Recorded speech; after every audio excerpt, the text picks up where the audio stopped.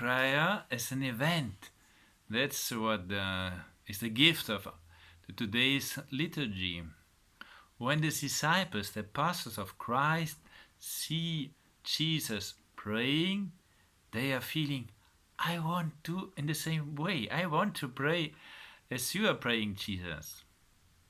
But they asked him, can you teach us to pray?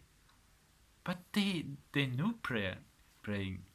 Their parents taught them how to pray. You have to say, they taught them what you have to say in the morning to God, before eating, before going to sleep. But perhaps it was too less for them. It was a functional way of prayer. It's the great thing what is happening in our time, that we have to pass from a traditional functional way of prayer to a personal way of prayer. That's what the disciples have seen in Jesus. He's praying with all his heart, with all his mind, with all his energy. They saw in Jesus that God's life was his life, and that his human life was God's life. So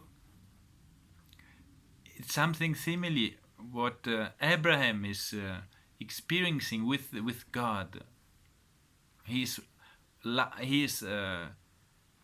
asking to God, give me one more person, what is revealing how much Abraham is friend of God. He's really battling for becoming another person, as God is doing everything for saving everyone.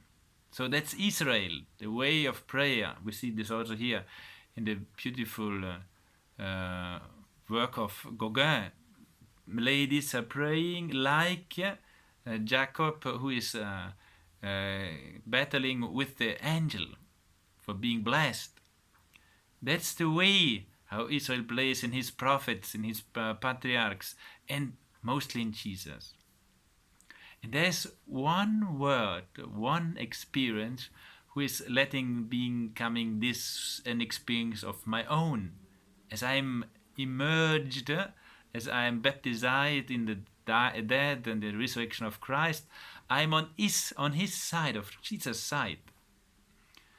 And the word is Abba, Father.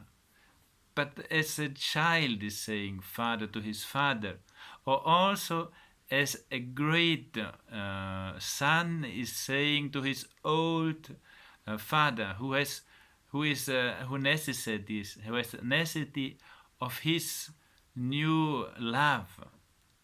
So we can enter in the relationship with God, calling him Father, sweet Father, who is living my life as I can live his life.